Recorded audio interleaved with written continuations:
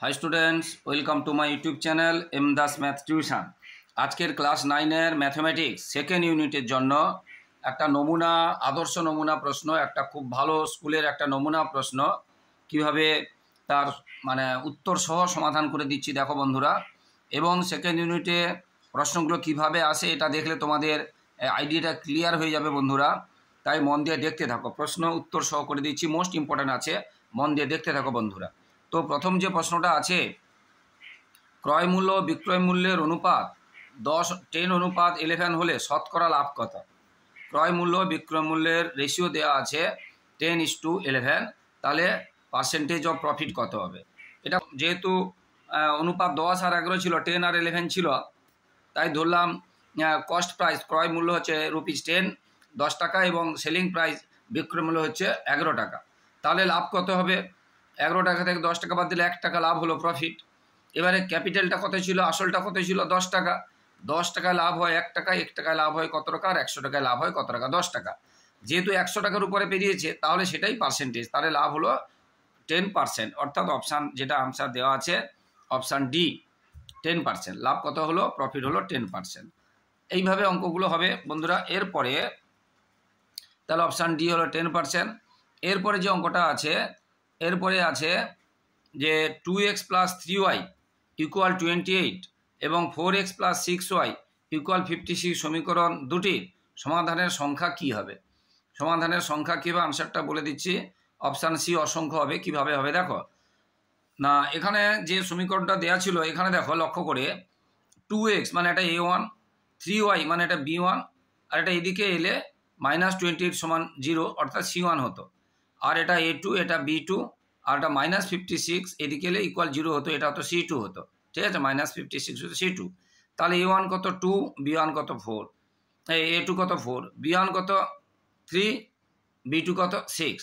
এবারে বলেছে সমাধান সংখ্যা। তো আমরা আগে a1/a2 সমান কত বের করব?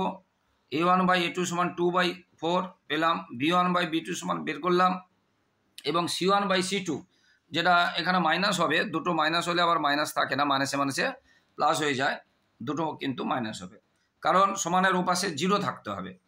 বুঝতে পারলে? মানে যেটা বলেছি যে এই যে সমীকরণটা =28 আছে, এটা পরের লাইনে হবে 2x + 3y - 28 = 0। কি বলছি বুঝতে পেরেছো? কারণ আদর্শ সমীকরণে যেটা আছে 2x + 3y - 28 = 0, এইভাবে হবে, পরেরটা ওইভাবে হবে। তাহলে এখানে আমরা a1/a2, b1/b2 এবং c1/c2 আমরা একই পেলাম, 1/2 1/2 1/2। তাহলে যদি a1/a2 সমান b1/b2 সমান c1/c2 হয়, তখন আমরা জানি যেটা আছে সমাপতিত বা অসংখ্য সমাধান থাকবে, অসংখ্য সমাধান থাকবে। ঠিক আছে, এরপরে তিনেরটাতে দেখো কি আছে। তিনেরটাতে বলেছে x² + px + 12 = x - 3 × x - a একটি অভেদ হলে কোনটা ঠিক হবে? উত্তর হবে এ, অপশান এ হবে। সেটা কিভাবে হবে দেখিয়ে দিচ্ছি, অপশান হবে এ। তাহলে এটা একটা অভেদ হলে কোনটি ঠিক হবে? দেখো, যেহেতু এটা একটা অভেদ বলেছে, ভালো করে বোঝো, যেহেতু এটা একটা অভেদ বলেছে, তো এই দিকটা আমরা যদি গুণ করি, x দিয়ে এটাকে গুণ, x দিয়ে এটাকে গুণ করলাম, এবং x দিয়ে এটাকে গুণ করলাম, -3 দিয়ে এটাকে গুণ করলাম, -3 দিয়ে একে গুণ, মানে সমান প্লাস হলো।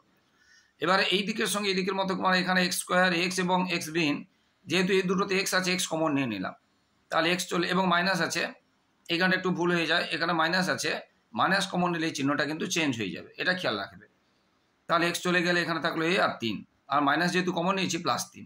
এবারে যেহেতু অভেদ বলেছে, এটার সাথে যদি তুলনা করি, তাহলে এখানে দেখো মাইনাস আছে, এখানে মাইনাস আছে, এখানে p আছে, পির জায়গায় কি আছে? তাহলে a + 3, তাহলে p সমান লিখবো a + 3।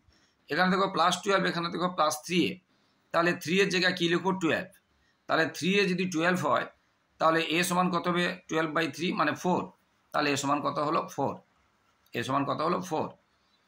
তাহলে a সমান যদি 4 বেরিয়ে যায়, এবারে p সমান a + 3, a সমান কত বেরিয়েছে? 4, তাহলে 4 + 3 7, যেটা বলেছিলাম অপশান এ। আনসারটা কত হলো? 4 আর 7। ঠিক আছে, a সমান 4 আর b সমান 7। এরপরে যে প্রশ্নটা আছে, এরপরের প্রশ্নটা দেখো ভালো করে এরপরের প্রশ্নটা কি আছে।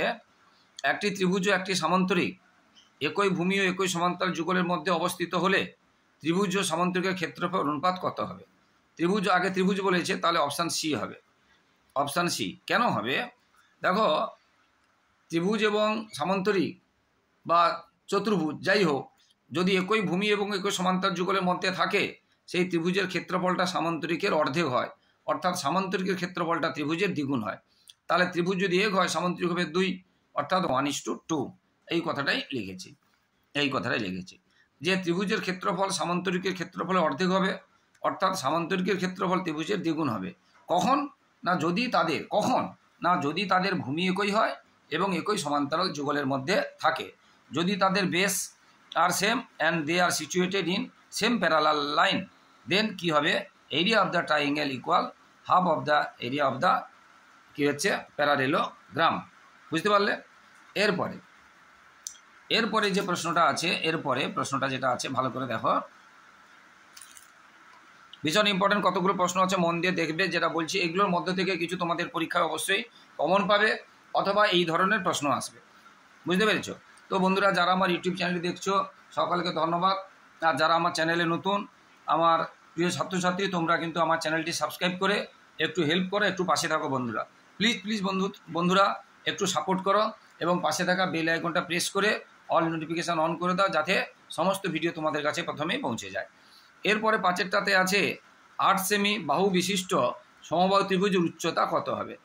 8 সেমি বাহু বিশিষ্ট সমবাহু ত্রিভুজের উচ্চতা কত হবে? 5টা উচ্চতা হবে, এটা হবে বি, অপশান হবে বি। কীরকম হয় দেখো, আমরা জানি নিয়ম আছে সমবাহু ত্রিভুজের উচ্চতার যে সূত্র √3/2 ইন্টু বাহুর দৈর্ঘ্য বা একটি বাহুর দৈর্ঘ্য। আমি সংক্ষেপে বাহু লিখেছি, একটি বাহুর দৈর্ঘ্য। একটি বাহু কত আছে? 8 সেমি, তাহলে 2 আর এই যে 8 কেটে গেল 4, তাহলে 4√3 সেমি। তাহলে অপশান ছিল বি, 4√3 সেমি। ঠিক আছে, তাহলে সমবাহু ত্রিভুজের ক্ষেত্রফলের সূত্র কি হলো? √3/2 ইন্টু, এটা মনে রাখতে হবে, √3/2 ইন্টু বাহু। এরপরে 2-এর দাগের অঙ্কগুলো করাবো। 2-এর দাগেরগুলো, 2-এর দাগের 2 নম্বরের এতগুলো 1 নম্বরের গেল, 1 নম্বরের 5টা আছে, আর 2 নম্বরেরও 5টা আছে। দেখে নাও বন্ধুরা, 2 নম্বরের 5টা আছে। তো একটি দ্রব্য পরপর 20% ও 30% ছাড়ে বিক্রয় করা হলে সমতুল্য ছাড় কত? মানে মোটের উপরে ছাড় কত? সমতুল্য মানে 100 উপরে ছাড় কত বা মোটের উপরে ছাড় কত? এটা তাহলে প্রথমে 20% এবং পরে 30% ছাড় দিয়েছে, তারা সমতুল্য ছাড় কত? দেখো, এটা যদি আমার অনেকভাবে করা যায়, এটা আর একটা সংক্ষেপেও করা যায়, কিন্তু একটু বড় করে করেছি কেন না তোমাদের বুঝতে সুবিধে হবে। তো ধরি ক্রয় মূল্য 100 টাকা, তাহলে প্রথমে যদি 20% ছাড় দেয়, তাহলে কত টাকা? 100 টাকা, পার্সেন্ট মানে তো 100 টাকার উপরে 20 টাকা ছেড়ে দেবে, তাহলে কত টাকায় বিক্রি করবে? 80 টাকা। পরে আবার 30% ছাড় দেবে, মানে 100 টাকার উপরে যদি দাম থাকে, তাহলে 30 টাকা ছেড়ে দেবে, তাহলে কত টাকা বিক্রি করবে? 70 টাকা। তাহলে 100 টাকা দাম থাকলে 70 টাকা বিক্রি করে, 1 টাকা দাম থাকলে কত টাকা বিক্রি করবে? 70/100। আর 80 টাকা দাম থাকলে কত টাকায় বিক্রি হবে? গুণ 80। এবার এর একটা জিরো কেটে দিলাম, 56 টাকা বিক্রি করে। তাহলে তার কেনা দাম কত? 100 টাকা। তার বিক্রি দাম কত? 56 টাকা। তাহলে ছাড় হলো কত? মোটের উপর ছাড় বা সমতুল্য ছাড় কত হলো? এটা 100 থেকে 56 বাদ দিলাম, 44 টাকা। এবারে যেহেতু এটা 100 টাকার উপরে ধরা হয়েছে, এই জন্য আমরা ডাইরেক্ট 44% দিয়ে দিচ্ছি, এটা আনসার 44%। তাহলে সমতুল্য ছাড় হলো কত? 44%। বুঝতে পারলে? ভীষণ ইম্পর্টেন্ট আছে অঙ্কগুলো, অবশ্যই দেখবে। এরপরে যেটা আছে 2টাতে কি আছে দেখো, ABCD সামান্তরিকের ক্ষেত্রফল দেওয়া আছে 100 বর্গ একক এবং BC বাহুর মধ্যবিন্দু দেওয়া আছে P। তাহলে ABP ত্রিভুজের ক্ষেত্রফল কত? দেখো, আমরা যদি এটা ছবি আকারে প্রকাশ করি, ABCD যেটা বলেছে, এটা সামান্তরিকের ক্ষেত্রফল দেওয়া আছে কত? 100। আবার বলেছে BCর মধ্যবিন্দু P, বলেছে ABPর ক্ষেত্রফল কত? এখন লক্ষ্য করে একটু দেখো ভালো করে, এই যে সামান্তরিকের ক্ষেত্রফল নিয়ম আছে ভূমি গুণ উচ্চতা। এটা তার ভূমি ধরলাম, এবং উচ্চতা মানে ওই ভূমির সমান্তরাল যে বাহু তার দূরত্ব বা দৈর্ঘ্য, উচ্চতা, সেটাই উচ্চতা ধরলাম। এখানে উচ্চতা কত? AE। তাহলে এখানে ABCD সামান্তরিকের ক্ষেত্রফল কি পাবো? ভূমি গুণ উচ্চতা, অর্থাৎ BC গুণ AE। তাহলে BC গুণ AE, এবং সেটা কত দেওয়া আছে বইতে? 100 দেওয়া আছে। BC গুণ AE কত দেওয়া আছে? 100 দেওয়া আছে। এবারে দেখো, আবার দেখো, এই যে Pটা বলেছে BCর মধ্যবিন্দু, তাহলে এই বিসিকে যদি আমি অর্ধেক করি তবে আমরা বিপি পাবো। বিসির মধ্যবিন্দু পি মানে বিপি যতখানি পিসি ততখানি, অর্থাৎ বিপি বিসি এর অর্ধেক। তাহলে বিসি নিচে 2 দিলাম, তাহলে এদিকে সমানের পাশে যদি 2 দিই সমানের পাশেও 2 দেবো, তাহলে এটা হয়ে গেল। এবারে বিসি বাই অর্ধেক মানে কত বিপি, এই যে বিসি বাই 2 বিসির অর্ধেক মানে কত বিপি, তাহলে এখান থেকে হয়ে গেল। এবারে এই যে ত্রিভুজ, এই ত্রিভুজের আবার ক্ষেত্রফল আমরা কি করতে পারি, হাফ গুণ ভূমি, এটা ভূমি তার হাফ গুণ উচ্চতা, হাফ গুণ ভূমি গুণ উচ্চতা, বুঝতে পেরেছ? এই ত্রিভুজের ক্ষেত্রফল কি হবে, হাফ গুণ ভূমি গুণ উচ্চতা। তাহলে এইটুকুর ক্ষেত্রফল পেলাম এটা। আবার এটাকে যদি এদিকে আবার যদি 2 দিই মানে ভূমি, এই যে এই ত্রিভুজের ক্ষেত্রফল এপিবি ত্রিভুজের ক্ষেত্রফল আমরা জানি ভূমি গুণ মানে হাফ গুণ ভূমি গুণ উচ্চতা, ভূমিটা এখানে বিপি তার অর্ধেক, ওই জন্য এদিকে 2 দিলাম, তাহলে এদিকেও 2 দিলাম। তাহলে শেষ পর্যন্ত আমরা কি পেলাম, 25 বর্গ একক। কার না, এ বি পি ত্রিভুজের ক্ষেত্রফল, কার এরিয়া বেরোলো। তাহলে আমরা কি লিখতে পারি, অতএব এ বিপি ত্রিভুজের ক্ষেত্রফল, হ্যাঁ ত্রিভুজের ক্ষেত্রফল একসঙ্গে তোমরা লিখো, আমি সংক্ষেপে লিখছি। অতএব এ বিপি ত্রিভুজের ক্ষেত্রফল কত হলো, 100 বর্গ একক। এটাই চেয়েছিল। এরপরে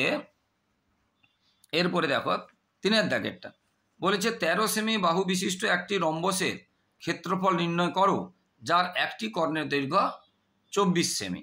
বলেছে 13 সেমি বাহু বিশিষ্ট একটি রম্বসের ক্ষেত্রফল নির্ণয় করো যার একটি কর্ণের দৈর্ঘ্য 24 সেমি।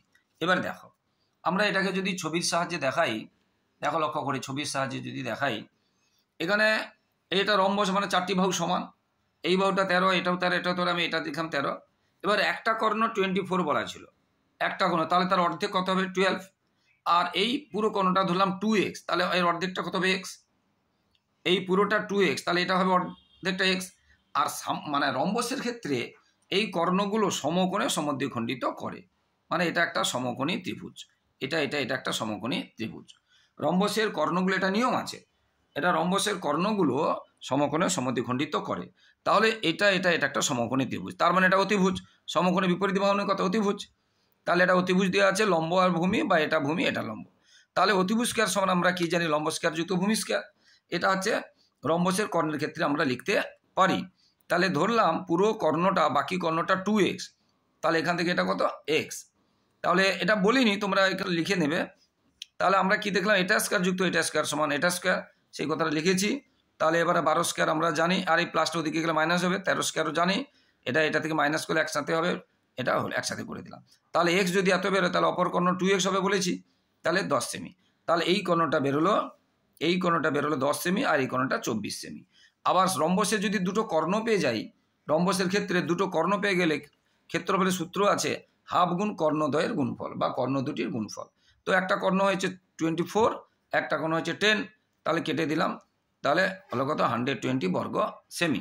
ভীষণ ইম্পর্টেন্ট আছে অঙ্কগুলো বন্ধুরা, অবশ্যই করবে, মন দিয়ে বুঝে সুঝে করবে। এই অঙ্কগুলো এইরকমই প্রশ্ন আসে, তোমাদের আইডিয়া হয়ে যাচ্ছে আশা করি।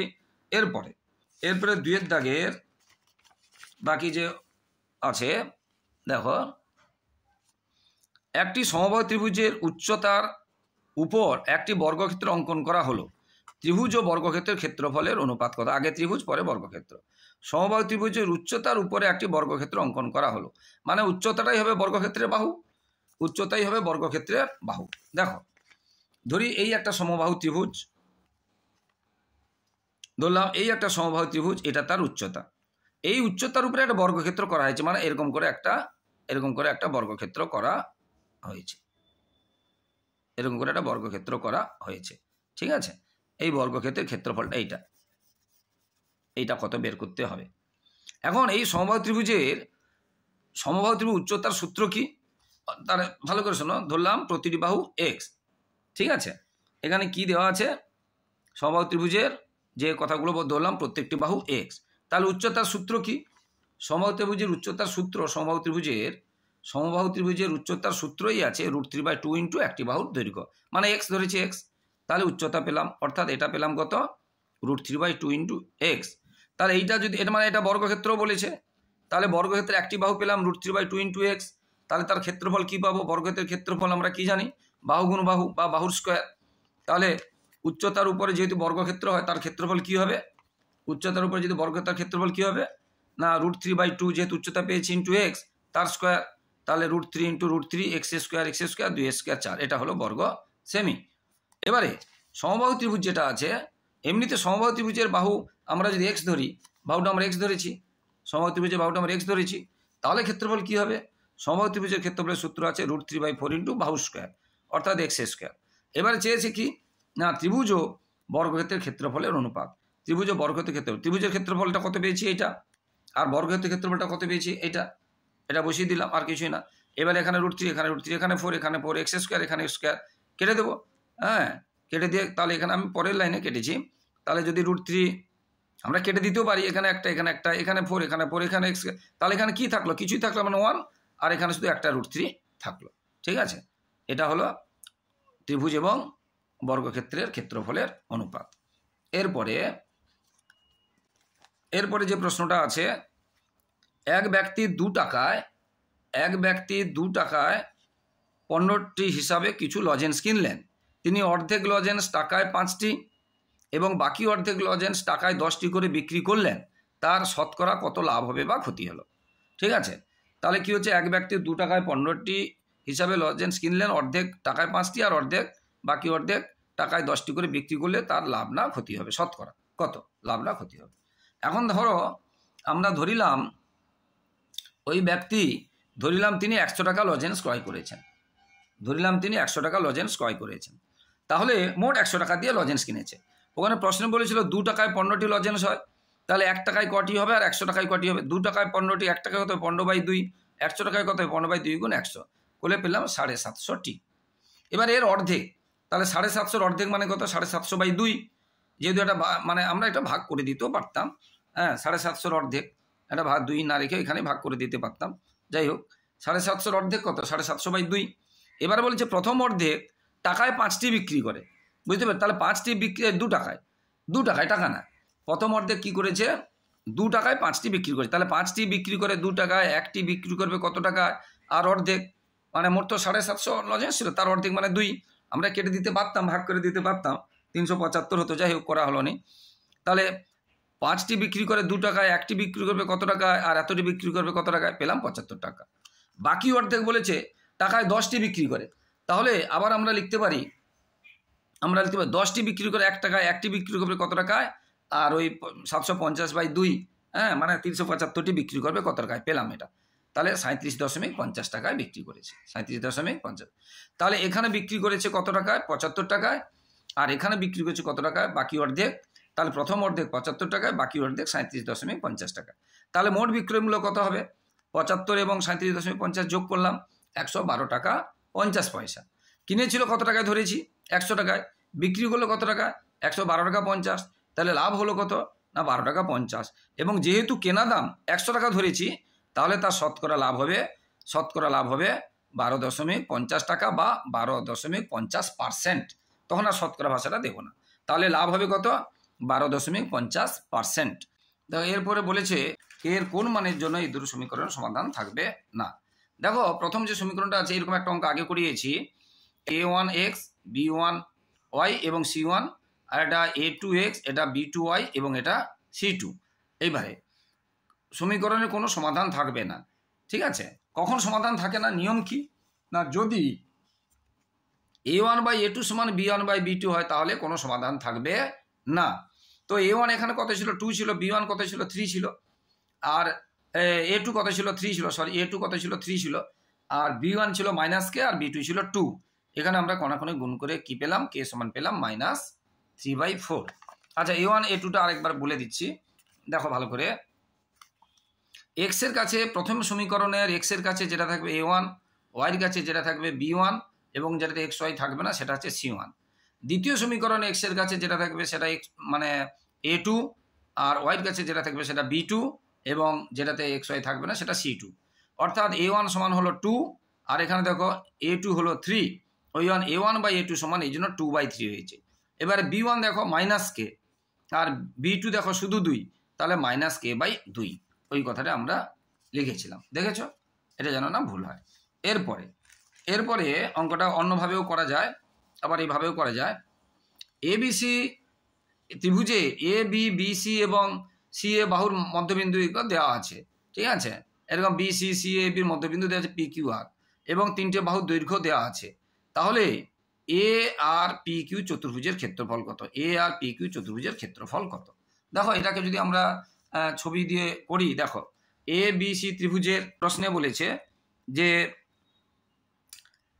বিসির মধ্যবিন্দু পি, বিসির মধ্যবিন্দু পি বলেছে, এবং সি এর মধ্যবিন্দু কিউ বলেছে, আর এ বির মধ্যবিন্দু আর বলেছে, এবং এ সিটা বলেছে 21 সেমির দরকার নেই যদিও, এটা এ সি বলেছে 21, এই দিকেটা বলেছে 21 সেমি। বিসি বলেছে 29, এই দিকেটা এদের পুরোটা বলেছে 29, আর এটা বলেছে 30। যদিও আঁকাটা আমার এদিকটা ছোট হয়ে গেছে, বুঝতে পেরেছ? যাই হোক, হ্যাঁ এই মাপগুলো আলাদা, মানে এই দিকটা বড় বাহু হয়ে গেছে, যাই হোক এটা বলেছে। হ্যাঁ, এবার দেখো এটা নিয়ম আছে কোনো ত্রিভুজের, ভালো করে বুঝে নাও, কোনো নিয়ম আছে, কোনো এর প্রমাণ করার দরকার নেই, নিয়ম আমরা জানি বলে লিখতে পারি। কোনো ত্রিভুজের মধ্যবিন্দুগুলোকে যোগ করলে, দেখো এটা এটা এটা যদি যোগ করি, কোনো ত্রিভুজের বাহুর মধ্যবিন্দু যোগ করলে 1 2 3 4টা যে ত্রিভুজ হয়েছে, এই 4টা ত্রিভুজের ক্ষেত্রফল সমান। এটা এটা এটা সবাই সমান। তাহলে বলেছে এ আর পি কিউ চেয়েছে, এ আর পি কিউ মানে এই দুটো ত্রিভুজ, এ আর পি কিউ মানে এই দুটো ত্রিভুজ ক্ষেত্রফল। তাহলে এই পুরো ত্রিভুজের ক্ষেত্রফলের কি 1 2 3 4, 4টা হয়েছে, তাহলে এই দুটো এই পুরোটার অর্ধেক, কারণ না বাকি দুটো থেকে গেল, এই দুটো যদি ধরি তাহলে এইটার এটা থেকে গেল, বাকি দুটো থেকে গেল, ওই কথাটাই আমরা লিখবো।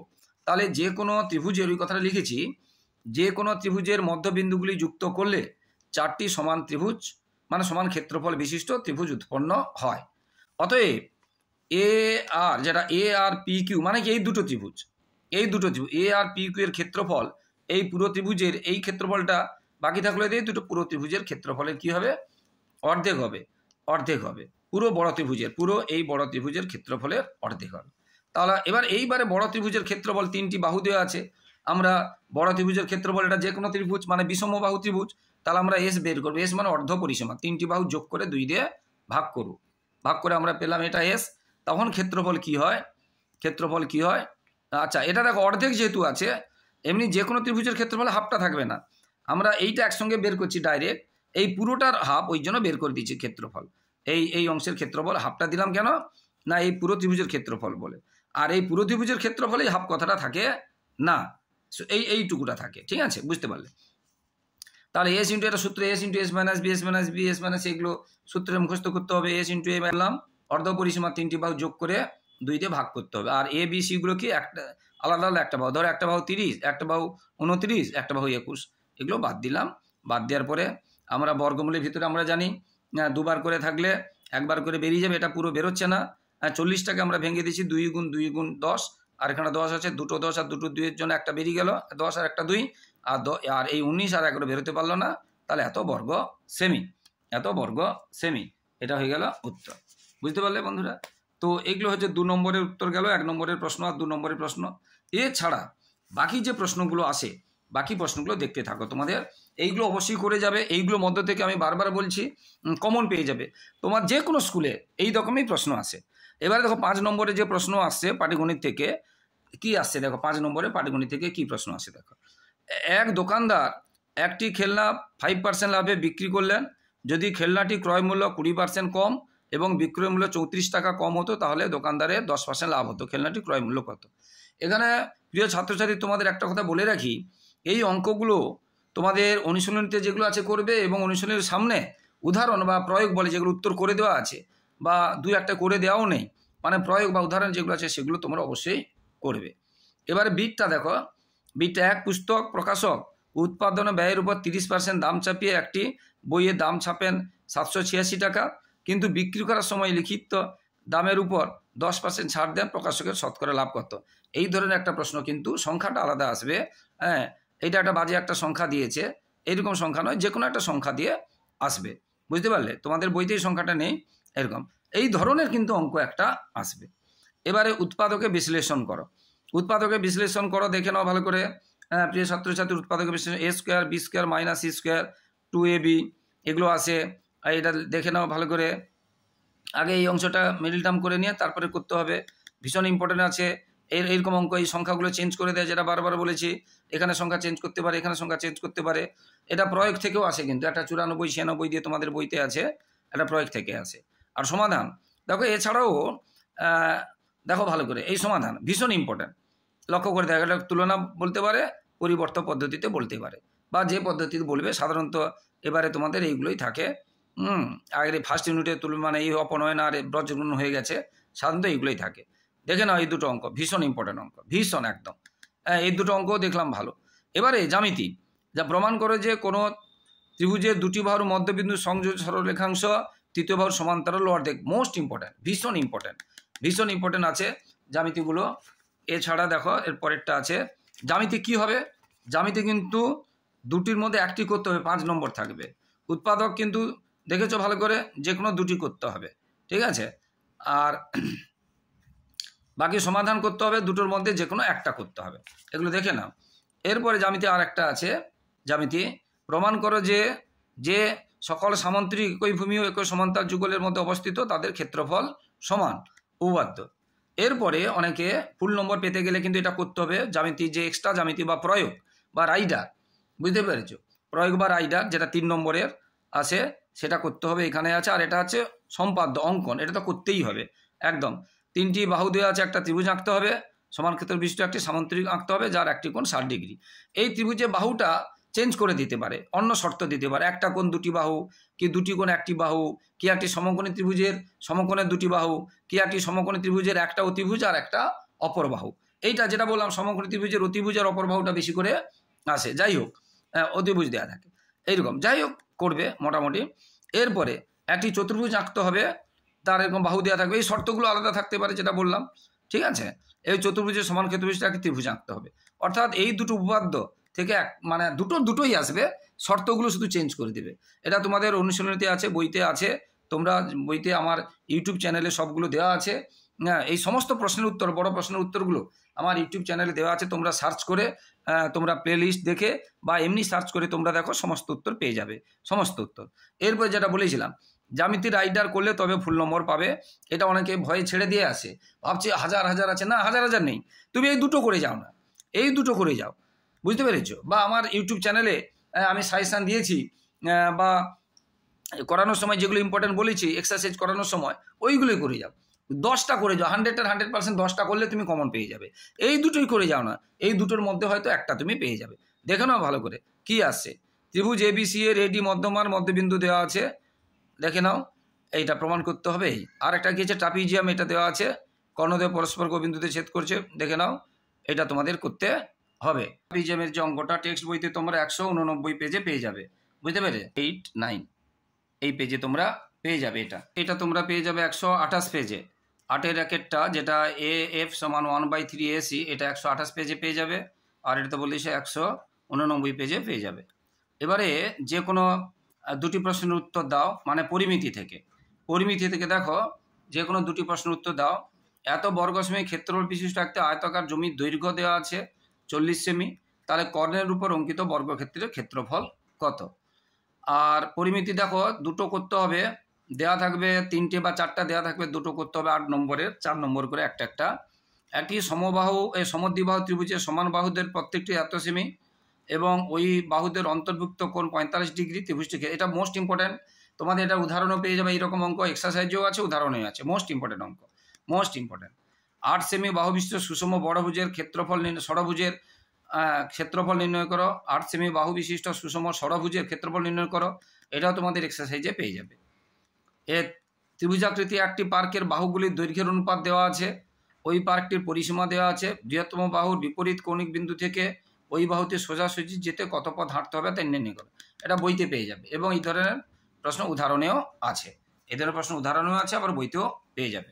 তো আশা করি বন্ধুরা, এগুলো তোমরা যদি মন দিয়ে করো তোমাদের কিন্তু কমন পেয়ে যাবে বেশিরভাগ। তাই বন্ধুরা এগুলো মন দিয়ে দেখবে। আর যারা আমার ইউটিউব চ্যানেলটি দেখছো সকলকে আন্তরিক শুভেচ্ছা, অভিনন্দন, ধন্যবাদ। এবং যারা আমার চ্যানেলে নতুন, আমার প্রিয় ছাত্রছাত্রী, তোমরা কিন্তু আমার চ্যানেলটি সাবস্ক্রাইব করে, লাইক, কমেন্ট ও শেয়ার করে প্লিজ বন্ধুরা একটু সাপোর্ট করো, একটু পাশে থাকো, একটু সহযোগিতা করো। তোমাদের ভালোবাসা সহযোগিতা ছাড়া আমরা একটু এগোতে পারবো না। তাই তোমাদের কাছ থেকে শুধু এটাই চাইছি, তোমরা যদি লাইক কমেন্ট সাপোর্ট করো, সাবস্ক্রাইব করো, তাহলে আমরা মোটিভেটেড হই, আমরা উৎসাহিত হই, তোমাদের জন্য লাগাতার এইভাবে ভিডিও দিতে থাকবো। তো বন্ধুরা, 5 থেকে 10 পর্যন্ত বিশেষ করে অঙ্ক এবং অন্যান্য সাবজেক্টও আমার সাজেশন দেওয়া হয়। প্রথম, দ্বিতীয় এবং তৃতীয় ইউনিট অর্থাৎ অ্যানুয়াল পরীক্ষার সাজেশন দেওয়া হয় এবং এইরকম নমুনা প্রশ্ন উত্তর করে দেওয়া হয়। এছাড়া মাধ্যমিকের সব রকম টেস্ট পেপারে সমস্ত পেজ উত্তর করে দেওয়া হয় এবং মাধ্যমিকের সাজেশনও দেওয়া হয়। তাই তোমরা আমার এই চ্যানেলটিকে তোমাদের দাদা, ভাই, বোন, দিদিদেরকে শেয়ার করবে, তাদের উপকার আসবে, তারাও তোমাদেরকে আশীর্বাদ করবে বা তোমাদের শুভকামনা জানাবে বা তোমাদেরকে ভালোবাসবে। যাই হোক বন্ধুরা, সবার পরীক্ষা খুব খুব ভালো হোক, সবাইকে আগাম শুভেচ্ছা এবং আশীর্বাদ থাকলো। আর এবং আগামী ভিডিও এবং যে ভিডিওগুলো আগে দিয়েছি, এই যতগুলো প্রশ্ন বলেছি এর সব উত্তরগুলো কিন্তু আমার ইউটিউবে দেওয়া আছে, তোমরা একটু সার্চ করে নেবে, প্লে লিস্টে গিয়ে যেই চ্যাপ্টার হয় সার্চ করে নেবে, সব পেয়ে যাবে। সবাই ভবিষ্যৎ ভালো হোক। জয় হিন্দ, বন্দে মাতরম।